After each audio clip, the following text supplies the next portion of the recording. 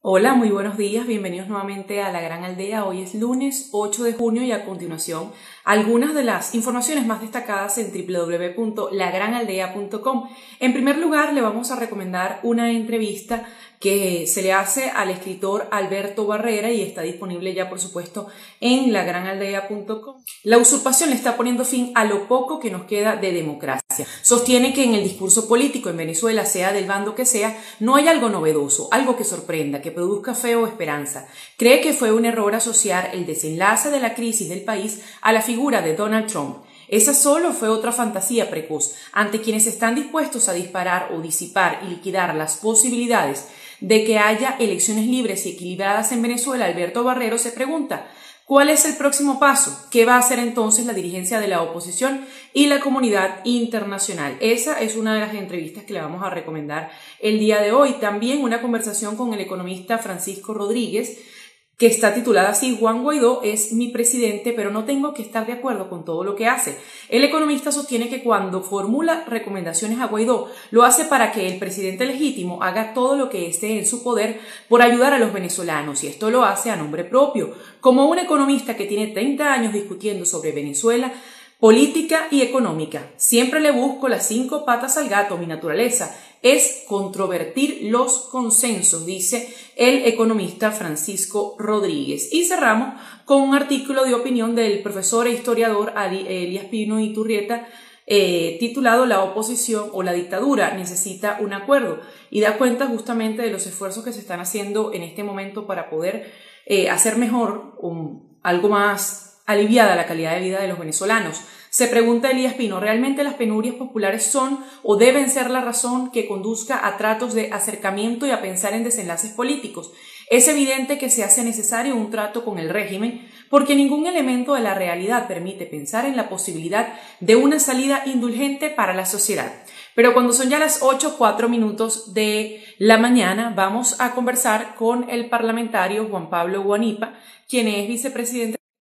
El Tribunal Supremo de Justicia declaró la omisión legislativa para nombrar a autoridades del CNE luego de que los representantes de la denominada Mesa Nacional de Diálogo, o la llamada por la oposición Mesita, pues solicitaran justamente este elemento jurídico para ir hacia la designación de nuevas autoridades del Consejo Nacional Electoral, a pesar de que ya había un comité de postulaciones en la Asamblea Nacional, en el cual se había conformado ese comité preliminar de diputados, tanto chavistas como opositores. Estamos esperando que se comparta la pantalla. Vamos a ver si es la... Debe ser que está en Maracaibo. ¿Cómo está, Hola. diputado? Ahora sí se ve. Bueno, hice un cambio ahí con lo que llaman los datos, a ver si está mejor. Sí, suele ocurrir. Diputado, en primer lugar, ¿qué lectura le da a esa solicitud que hizo el Tribunal o la Mesa Nacional de Diálogo hacia el Tribunal Supremo, y que el Tribunal Supremo viene decidiendo va a haber omisión legislativa? Mira, ¿te refieres a lo que llaman la mesita? Esa misma. Esa mesita está totalmente cooptada, vinculada, administrada por la dictadura de Nicolás Maduro. Esa es la absoluta verdad. El solo hecho de que un grupo de personas que dicen ser de oposición se trasladen al Tribunal Supremo de Justicia ilegítimo de Nicolás Maduro para hacer una solicitud refleja una evidente complicidad de ese grupo de personas con la dictadura de Nicolás Maduro. Entonces, en definitiva, nosotros tenemos que tener claro que ese tipo de decisiones por parte de un ilegítimo Tribunal Supremo de Justicia tienden a cumplir con las directrices de Miraflores y nunca van a tender a administrar justicia, a actuar en función de la equidad, del equilibrio, ni nada de eso. En Venezuela la justicia no existe. En Venezuela el sistema de justicia está tan destruido como todo está destruido en este país. Entonces, uno no le puede dar ningún tipo de valor, ni jurídico ni político, a la decisión de esa farsa del Tribunal Supremo de Justicia. Sin embargo, si el Tribunal Supremo de Justicia se decide a designar los rectores, ¿qué características deberían tener esos rectores para que su partido o la unidad en general vaya a elecciones? O de por sí, si los nombra el TSJ, está descartado la decisión de ir a los comicios.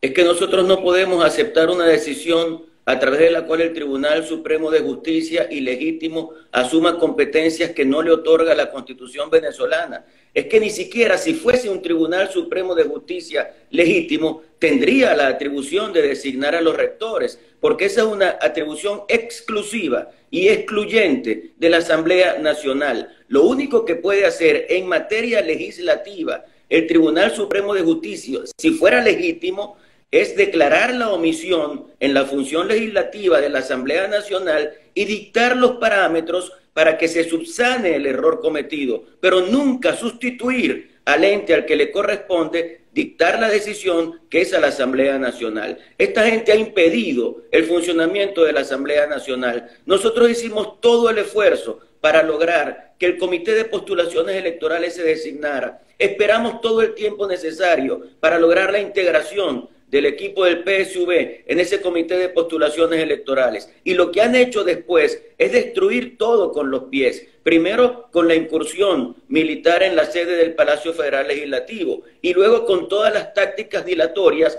para que ese comité no pudiera cumplir con su cometido. ¿Para qué? Para después irse ellos al falso Tribunal Supremo de Justicia a tomar la decisión de nombrar un CNE, cosa que no les compete bajo ningún concepto. Ni siquiera si fueran Tribunal Supremo de Justicia legítimo, tendrían competencias para designar al Consejo Nacional Electoral.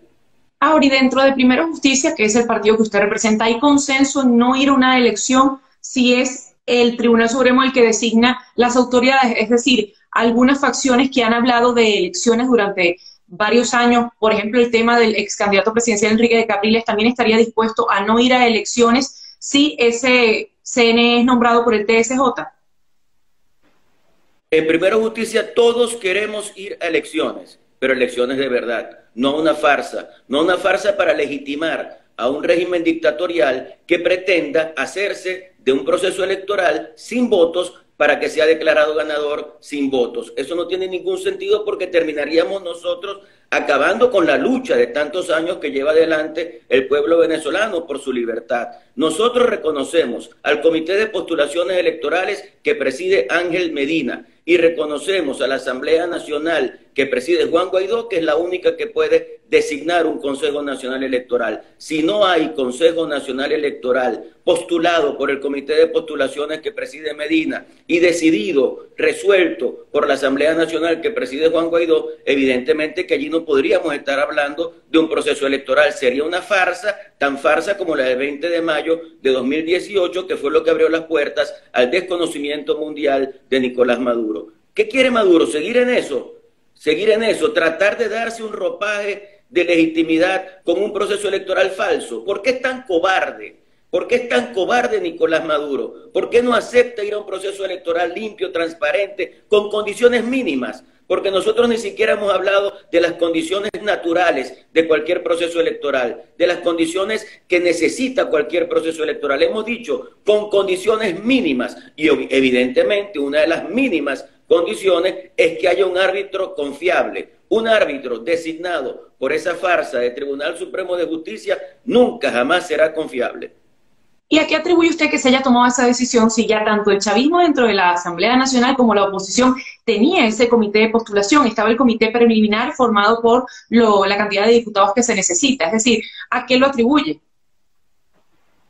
Mira, yo creo que ellos siempre han decidido huir hacia adelante. Ellos han decidido darle un golpe a la institucionalidad y hacerlo permanentemente. Ellos han decidido evitar procesos electorales. Lo dijo el propio Nicolás Maduro después de la derrota de diciembre de 2015, cuando en una locución de radio y televisión dijo que más nunca ellos podrían participar en un proceso electoral si no tenían la certeza de que lo podían ganar. Y lo que han hecho hasta ahora es eso. Ellos saben que tienen el repudio de la colectividad. Ellos saben que no pueden someterse a un proceso electoral limpio porque lo van a perder. Y ellos no son demócratas, no respetan la democracia. Entonces, ante esa realidad, lo que hacen es tratar de revestir de democracia su gestión, de darle ese ropaje para tratar de lucir ante el mundo como gente que está haciendo elecciones. En Cuba se hacen elecciones, pero ¿cómo son esas elecciones? ¿Con la participación de quién? ¿Dónde está el pluralismo? ¿Dónde está el respeto a los otros? ¿Dónde está la posibilidad de que haya una campaña electoral donde la gente pueda manifestar sus puntos de vista, sus ofertas y todos puedan ser escuchados en igualdad de condiciones?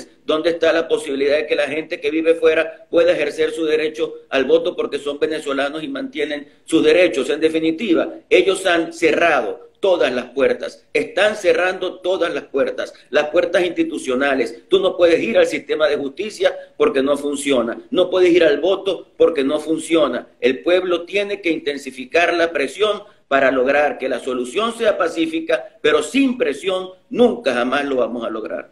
Usted hablaba del escenario del 20 de mayo del año 2018, sin embargo, si van hacia unas parlamentarias en diciembre y se elige una nueva Asamblea Nacional, ¿qué pasa con ustedes? ¿Qué pasa con la figura de Juan Guaidó? ¿Seguirá siendo reconocida por 50 países o puede el mundo decirle, ya no eres presidente de la Asamblea Nacional? Mira, yo prefiero pensar en la necesidad de que a pesar de todos los casos de coronavirus, por ejemplo, a pesar de la dificultad que tenemos para salir a la calle, porque evidentemente estás en una situación interna en tu familia que te hace pensar, si me quedo en la casa me resguardo del coronavirus, pero no voy a poder tener los alimentos para subsistir. Si salgo a la calle tengo la posibilidad de ser contagiado, pero consigo los alimentos. En medio de toda esa grave situación que, por cierto, el Zulia vuelve a ser el estado número 1 en materia ahora de coronavirus, es decir, es el número 1 en todas las calamidades que puedan existir y ahora se suma también todo este tema del coronavirus. Pero en medio de todo eso, nosotros tenemos que hacer todo lo posible para desde ya ejercer mecanismos de presión nacional e internacional para que pueda restituirse la democracia en Venezuela y podamos elegir un Consejo Nacional Electoral como lo establece la Constitución venezolana. Si tú me pides que me ubique en el 5 de enero del año 2021, yo lo hago. Pero yo quisiera concentrarme en todo lo que tenemos que hacer ahora, que faltan 6 meses y medio para esa fecha, para lograr que el país pueda cambiar en este corto plazo. Ahora bien, justamente le estoy pidiendo que se sitúe ese 5 de enero del año 2021. Va a haber entonces 2 asambleas, la asamblea representada por Juan Guaidó y una asamblea nueva que fue electa por la gente que vaya a votar en ese ejercicio, como pasó el 20 de mayo, que no todo el mundo se abstuvo. Mira, nosotros estamos en una discusión revisando todos los escenarios y todas las opciones en medio de esta realidad que estamos viviendo. Si tú me ubicas en aquella fecha, yo te diría, si en Venezuela no hay un proceso electoral, no hay, porque deciden no hacer ninguna farsa electoral, suponte que se sigue incrementando todo el tema del coronavirus y eso haga imposible un proceso electoral, que al final eso lo decide la dictadura de acuerdo a su conveniencia política, pero suponte que no lo haya, o suponte que convoquen a una farsa electoral sin la participación masiva de la ciudadanía. En ambos casos no habría para nosotros proceso electoral. Y lo lógico, lo que establece la lógica, es que si eso sucede, no hay un proceso de cambio en la Asamblea Nacional porque sencillamente no se ha desarrollado el proceso electoral. Pero eso es lo que te digo yo desde la perspectiva de la lógica. No te puedo decir que eso sea algo decidido por la unidad democrática ni discutido en este momento. Nosotros queremos concentrarnos en el aprovechamiento de todas las circunstancias actuales para hacer un esfuerzo para lograr un cambio político en Venezuela en el corto plazo. No estoy generando expectativas, estoy diciendo que estamos haciendo un esfuerzo para lograr que el cambio sea lo más pronto posible en Venezuela.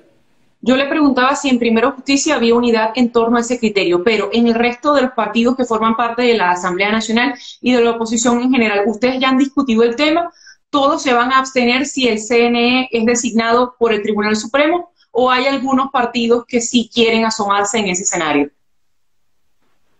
Como yo te digo, todos quisiéramos participar en un proceso electoral y todos estamos convencidos de que eso sería una farsa. Es difícil para mí hablar en nombre de los distintos partidos políticos. Sí se han dado discusiones y conversaciones, pero no ha habido una conversación definitiva que pueda decir que hay una decisión de toda la unidad democrática alrededor de una u otra cuestión. Lo importante es que lo que yo percibo dentro del seno de la unidad democrática es que, primero, en Primero Justicia hay unidad de criterio. Es decir, todos estamos convencidos de que en materia electoral tiene que haber un Consejo Nacional Electoral designado por la Asamblea Nacional dirigida por Juan Guaidó, porque eso es lo que establece la Constitución. En la unidad democrática yo percibo que pasa exactamente lo mismo. Ahora bien, diputado, ¿qué opciones quedan para los venezolanos si este escenario es positivo? Si se nombra la omisión legislativa, se designa un CNE, ¿cuál sería el terreno de lucha de la Asamblea Nacional en este momento? Mira, nosotros tenemos que intensificar los mecanismos de presión. Creo que es una tesis que hemos manejado durante algún tiempo, creo que es una tesis que se justifica en la actualidad. Nosotros podemos pensar que podemos, por una vía electoral, resolver los problemas del país, y eso es lo ideal, pero también pueden suceder otras cosas en Venezuela que tienen que ver con las bases de sustentación de la dictadura de Nicolás Maduro.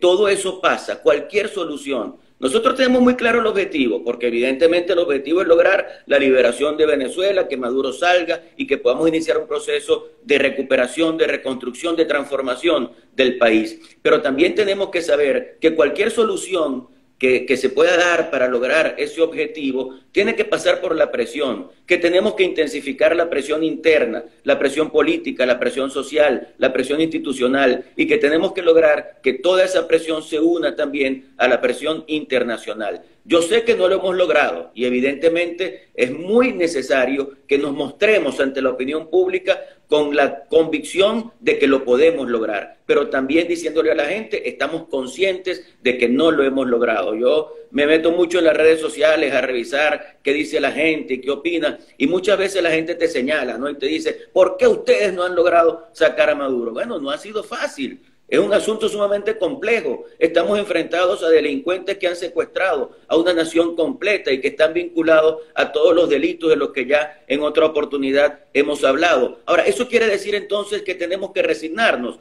Bajo ningún concepto. Nosotros podemos resignarnos. Resignarnos significa que bajamos la cabeza, que reconocemos lo que estamos viviendo como algo incambiable y que tratamos de convivir con eso. Eso es inaceptable. Nosotros tenemos que resistir.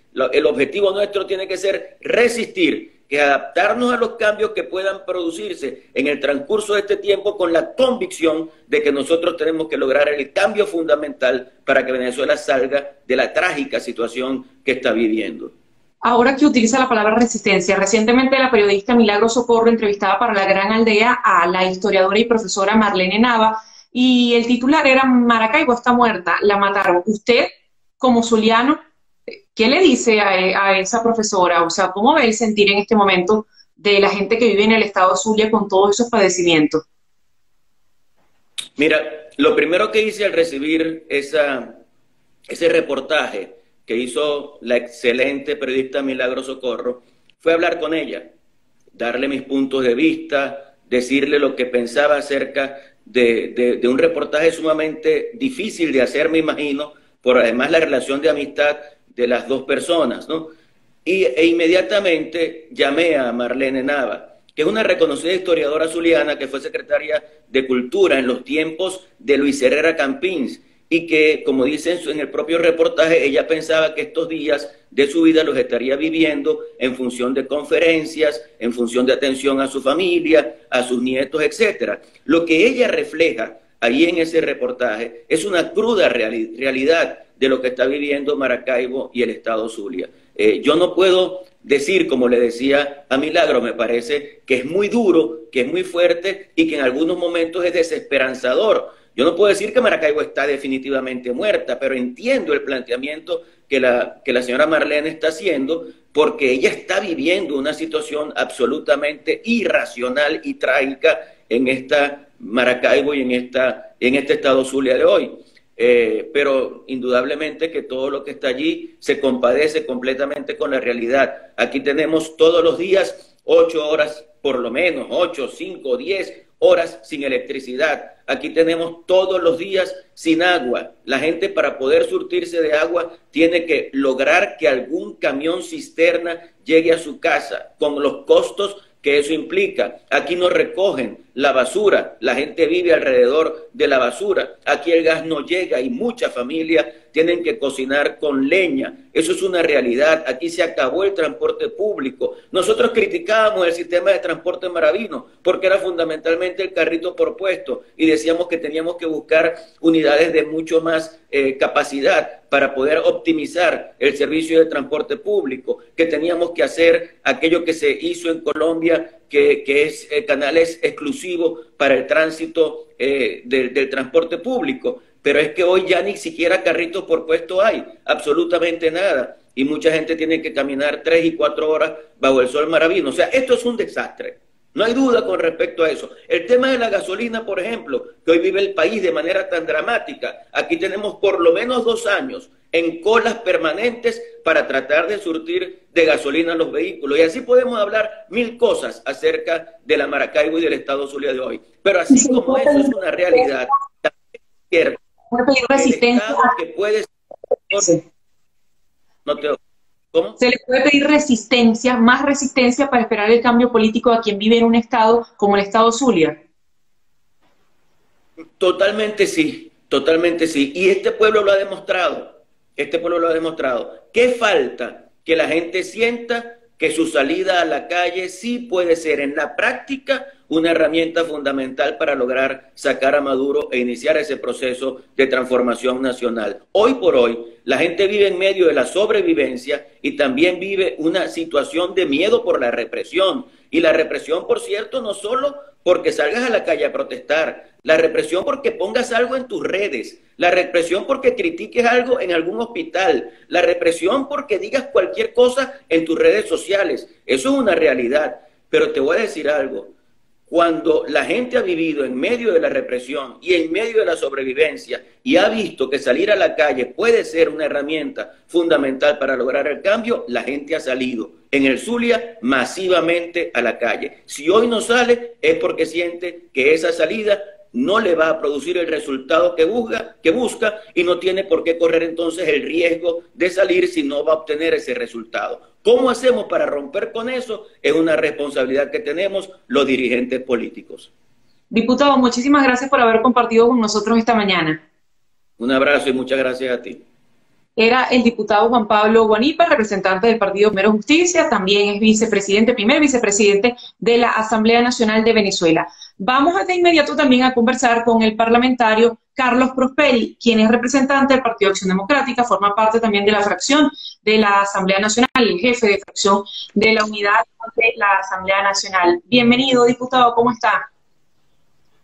Gracias por la invitación, Adriana. El mismo tema que estamos conversando con el diputado Juan Pablo Guanipa, quisiera verlo desde la óptica de quien es representante de Acción Democrática. ¿Se va a ir a elecciones con un Consejo Nacional Electoral designado por el TSJ? ¿Cuál es la posición de su partido?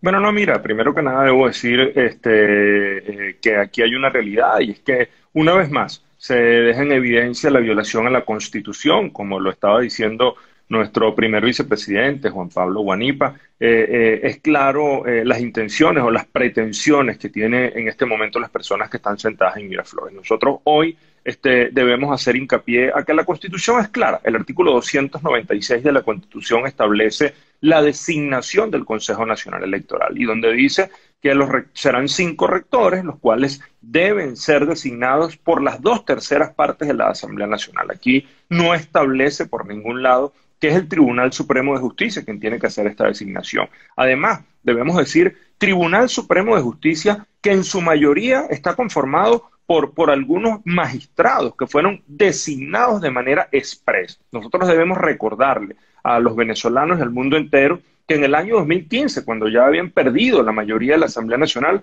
a finales de diciembre empezaron a hacer un proceso de escogencia de magistrados del TSJ de manera express, donde inclusive diputados que formaban parte de ese componente del cuerpo de la Asamblea Nacional votaron por ellos mismos para ser magistrados del TSJ. Nosotros hoy nos oponemos a este atropello una vez más contra el Parlamento, contra la Constitución, y lo que queremos dejar claro es que estamos dispuestos a seguir avanzando con un comité de postulaciones que fue designado en el año 2019 por la Asamblea Nacional para que se designen los nuevos rectores del Consejo Nacional Electoral.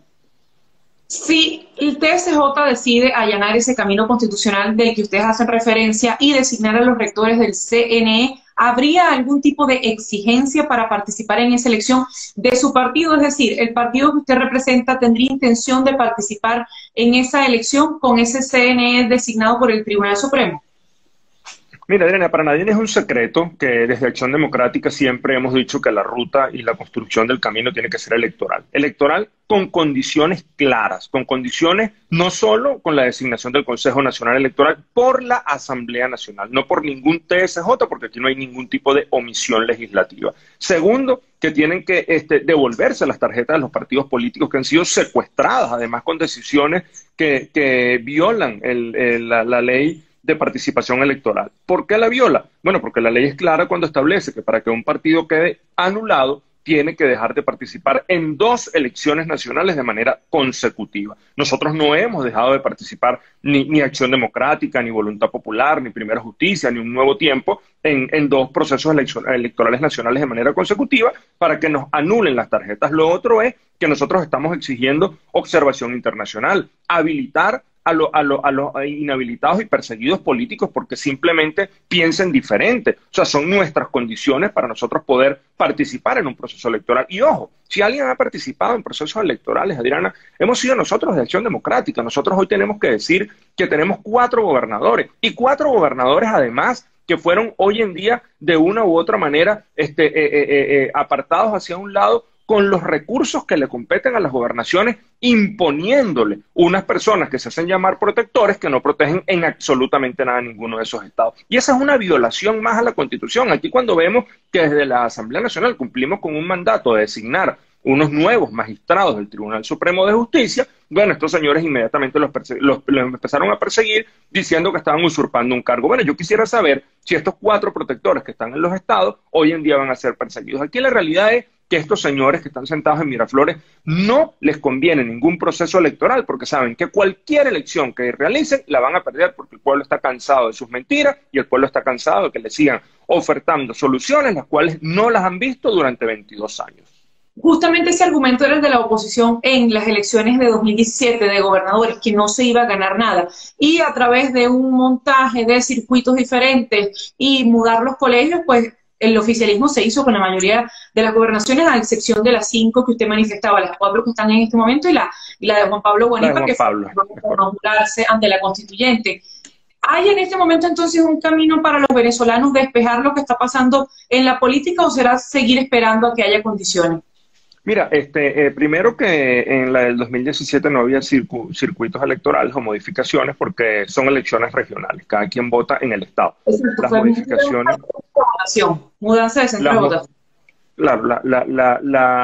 Hicieron unas modificaciones en los centros de votación, los reunificaron. ¿Qué sucedió, Adrián? Y tenemos que ser objetivos. Bueno, que muchísimas personas quizás no entendieron que había que salir a votar masivamente. ¿Qué es lo que le interesa a las personas que están en Miraflores? Que no haya participación, que haya una gran abstención, y mientras más abstención haya, obviamente nosotros vamos a tener menos posibilidades de poder lograr nuestras metas y nuestros objetivos, pero tampoco podemos decir que nosotros vamos a tener una participación donde no hay garantías electorales, y nosotros tenemos que seguir insistiendo. La única manera que nosotros podamos tener garantías electorales es que el Consejo Nacional Electoral se designe, de acuerdo a lo que establece el artículo 296 de la Constitución, por la Asamblea Nacional, que se cumplan con cada una de las exigencias que se están haciendo, que además esto no es ni siquiera un traje a nuestra medida, no. Esto simplemente es cumplir con lo que está en las leyes y con lo que está en la norma constitucional. Nosotros vamos a seguir insistiendo. Ahora, si ellos quieren seguir a través de los diferentes medios instaurando su comunismo a la cubana que nos han tratado de traer a Venezuela y pretenden una vez más hacer una elección a su medida, bueno, el mundo entero va a rechazar una vez más, como lo rechazó en el año 2017, estas farsas electorales que pretenden montar, el 18, estas farsas electorales que pretenden montar en los próximos años. Es decir, se va a avanzar en ese comité de postulaciones que ya tenía armado la Asamblea Nacional con el diputado Ángel Medina a la cabeza. Obviamente el comité de postulaciones va a continuar con su mandato constitucional y obviamente van a seguir haciendo su trabajo, porque eso le corresponde única y exclusivamente al comité de postulaciones, que está integrado por 11 diputados de la Asamblea Nacional que fueron designados en el año 2019 y que este año 2020 fue ya completado el número de integrantes del comité de postulaciones, que eran 10 miembros de la sociedad civil. Nosotros vamos a insistir con lo que a nosotros nos corresponde como Asamblea Nacional, y los demás, si quieren violar la Constitución y saltarse cada uno de los pasos que están dentro de ella, bueno, que lo hagan ellos. La historia les va a cobrar toda esta farsa que han venido montando, y estamos convencidos que vamos a seguir trabajando del lado correcto de la historia, porque la gente nos exige que nosotros sigamos luchando por la Venezuela que todos nos merecemos y la Venezuela que hemos soñado. Al diputado Juan Pablo Guanipa le preguntaba si en Primero Justicia había consenso en torno a esa decisión y si el resto de los partidos de la unidad también estaban de acuerdo con no ir a elección con un CNE que no sea de la Asamblea Nacional.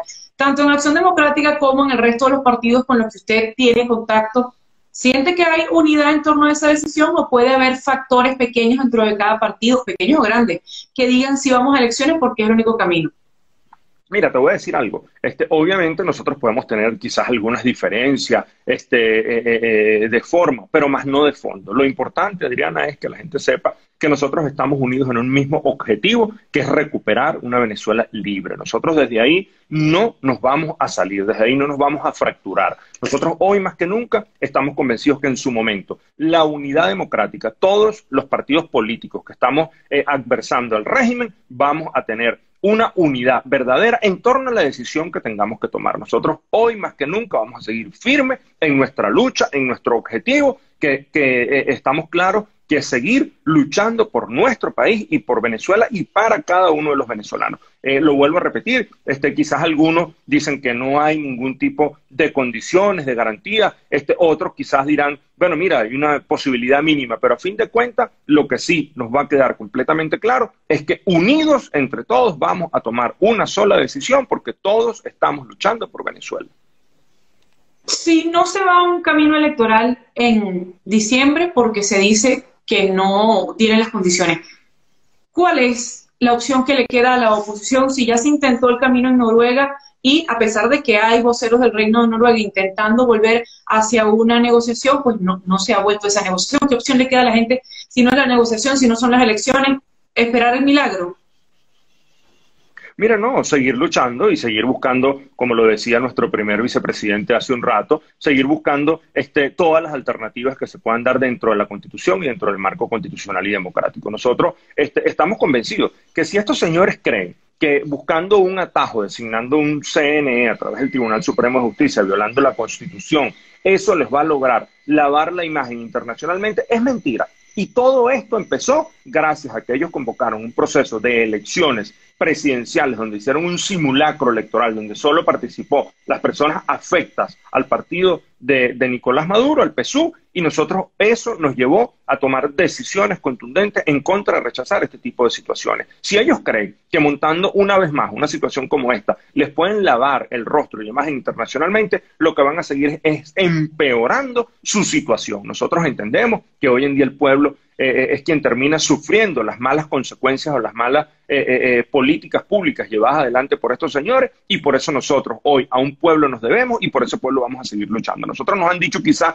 bueno, que por qué la solución no se ha dado ya, que hemos perdido tanto tiempo, que qué se ha hecho. Bueno, mira, Diana, nosotros somos parlamentarios, nosotros hemos cumplido con nuestra función de parlamentario. Nosotros debemos recordar que por ahí, por cierto, se hizo un escándalo de que los diputados estábamos cobrando un sueldo exacerbado, elevado. Bueno, hay una realidad. Nosotros desde junio del año 2016 no nos pagan un bolívar de salario, violando las mismas prestaciones, las mismas contrataciones laborales. Y nosotros, a pesar de eso, hemos continuado firmes en la Asamblea Nacional. Nosotros de ese rumbo no nos van a sacar. Nosotros nos eligió un pueblo, nosotros nos debemos un pueblo y vamos a seguir luchando por cada uno de los venezolanos, no solo por los que confiaron en nosotros, sino por los que tampoco votaron por nosotros, que hoy en día viven las mismas penurias, las mismas necesidades que nos golpean a cada uno de todos los venezolanos. Algunos periodistas de las fuentes parlamentarias dicen que podría haber unas rencillas entre el parlamentario Henry Ramos y el diputado, quien fuera también primer vicepresidente de la Asamblea Nacional, Edgar Zambrano. ¿Qué puede responder usted ante eso? No, totalmente falso, totalmente falso. Edgar sigue siendo miembro de la Dirección Nacional de Acción Democrática. Acción Democrática toma decisiones conjuntas. Nosotros no tenemos ningún tipo de problema. Nosotros tenemos a nuestro compañero Henry Ramos, que es el secretario general nacional, el compañero Bernabé Gutiérrez, secretario de organización, el compañero Luis Aquiles Moreno es el subsecretario y el primer vicepresidente es el compañero Edgar Zambrano. Nosotros no tenemos ningún tipo de disputa ni nada por el estilo. Lo he dicho, hasta nuestras propias familias quizás podemos tener una diferencia con nuestros hijos, pero eso no nos lleva a que nosotros desheredemos a nuestros hijos. Todo lo contrario, pueden haber algunas diferencias pequeñas, como en todas cosas, puntos de encuentro, desencuentros, pero a fin de cuentas lo importante es que desde Acción Democrática, partido en el cual milito y donde soy secretario general aquí en Caracas, en la ciudad de Caracas, vamos a tener decisiones conjuntas, decisiones cohesionadas. Algunos, por cierto, por ahí se han atrevido a decir que representan una nueva generación, que están haciendo un trabajo por la recuperación del partido. Pues yo le quiero decir que esas personas, desde que tomaron la decisión de entenderse con el régimen, usurpando y tratando de hacer cosas similares a las que hicieron con el simulacro electoral sobre las presidenciales, bueno, ellos hoy en día han montado un simulacro, se hacen llamar y que secretarios de una Asamblea Nacional que no existe, que no tiene ningún tipo de validez, que además violaron el Reglamento de Interior y Debate para la instalación del mismo el 5 de enero, que es claro y señala que el año siguiente para la designación del presidente de la Asamblea Nacional, el director de debate es el presidente saliente. En ningún momento dice el Reglamento de Interior y Debate que es el diputado de mayor edad. Una vez más, queda demostrado que a través de los recursos del erario de la República que ha sido utilizado para proselitismo político por el Partido Rojo, estos señores intentan hacer algo similar. Nosotros hoy en día debemos decir que seguimos cohesionados, que seguimos firmes y que este partido va a seguir luchando como siempre lo ha hecho por Venezuela y por los venezolanos. A su juicio, ¿qué podrían hacer ustedes como Asamblea Nacional que pueda hacerle cambiar al chavismo, a la coalición dominante, esa decisión de ir a elecciones a fin de año con un Consejo Nacional Electoral del TSJ? Porque además hay que repetirlo, o sea, había gente del Partido Socialista Unido de Venezuela dentro del comité de postulaciones. ¿Esa gente qué piensa? ¿Han hablado con ellos?